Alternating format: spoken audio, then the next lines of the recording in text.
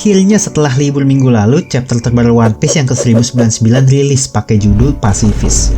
Chapter ini bakal lanjutin kisah masa lalu Kuma dan Boni guys. Kenapa Kuma yang ternyata hatinya sebaik malaikat bisa sampai jadi robot pasifista yang berbahaya tanpa hati nurani? Semuanya bakal kita bedah di video kali ini, dan coba share pendapat kalian soal chapter minggu ini. Kalau gitu, langsung aja kita mulai. Sebagai pengingat, chapter sebelumnya, 1098, kita diceritain soal kisah kelahiran Boni yang ternyata punya penyakit berbahaya kayak Jinny, ibunya. Kalau dia kena sinar matahari, bakal muncul batu-batu biru di kulitnya. Terus, chapter berhenti saat Raja Bekori nyerang kerajaan Sorbet. Nah, kejadian penyerangan itu bawa kita ke chapter ini. Raja Bekori adalah mantan raja kerajaan Sorbet yang korup. Kali ini, Raja Bekori nyerang kerajaan Sorbet dengan ngebakar desa-desa dan penduduk yang ada di dalamnya.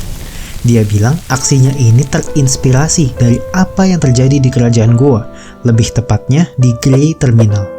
Kalau kalian inget, Grey Terminal itu tempat mainnya Luffy, Ace, dan Sabo di East Blue pas masih kecil. Yang banyak barang rongsokan itu. Tempat itu akhirnya dibakar buat nyambut kedatangan Tenryubito. Mantep banget ya udah emang nyatuin kejadian-kejadian yang udah lama jadi relevan lagi. Makanya jangan lupa subscribe biar relevan ke channel ini.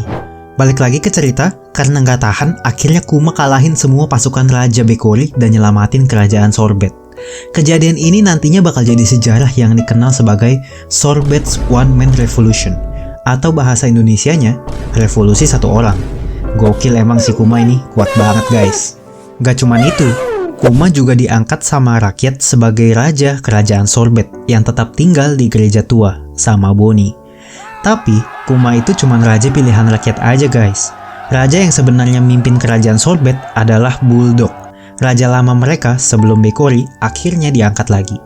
Terus chapter lanjut di mana Boni nggak sadar kalau dia udah makan buah iblis Toshi no Mi yang bikin dia bisa manipulasi umur seseorang. Kita nggak dikasih lihat momen Boni makan buahnya, tapi tiba-tiba dia berubah jadi dewasa sama kayak bentuk yang kita kenal di masa sekarang guys. Habis itu, datang Raja Bulldog bawa berita kalau Raja Bekori si korup kabur lagi dan nyebarin berita buruk soal Kuma sebagai raja jahat yang naik tahta dengan paksa. Karena itu, Kuma mutusin buat cari Raja Bekori supaya nggak bertingkah lagi. Tapi, kali ini Bekori di-backup sama pasukan marin dan juga pemerintah dunia. Pastinya, Kuma dengan mudah hancurin semua armada kapal marin dan Raja Bekori. Karena aksinya itu, Kuma berlayar jadi bajak laut dan dicap sebagai kriminal jahat. Sedangkan di sisi lain, Boni diurus sama ibu dari Raja Bulldog, namanya Connie. Kita bisa lihat kalau Boni berubah jadi nenek-nenek, dia mirip sama si Connie guys. Boni juga bermimpi jadi bajak laut pas dia udah berumur 10 tahun. Kuma bermaksud untuk keliling dunia dengan tujuan nyari obat buat Boni. Kita bisa lihat di sini. Kuma kunjungin pulau-pulau yang nantinya jadi tempat dia ngirim Luffy dan kawan-kawan pas kejadian di Sabaudi. Jadi gitu toh ternyata. Akhirnya, selama perjalanan, Kuma ketemu sama Dragon dan pasukan revolusi. Dragon ngasih tahu lokasi Dr. Vegapunk ke Kuma, yaitu Pulau Egghead. Akhirnya di chapter ini, koneksi antara Dr. Vegapunk, Boni, dan juga Kuma mulai kelihatan guys. Dan kita udah tahu dari chapter-chapter sebelumnya kalau Dragon emang udah kenal sama Vegapunk dari Ohara. Akhirnya Kuma mutusin buat bawa Boni ke Dr. Vegapunk buat diobatin di Egghead. Setelah dianalisa, Dr. Vegapunk bilang dia bisa sembuhin Boni, tapi biayanya bakal mahal banget. Tapi setelah Vegapunk uji coba badan Kuma yang ternyata tergolong ras Buccaneer, mereka bikin kesepakatan buat bikin klon dari Kuma sebagai pengganti biaya pengobatan Boni. Darah Kuma bakal jadi sampel buat pasukan yang dibikin Vegapunk.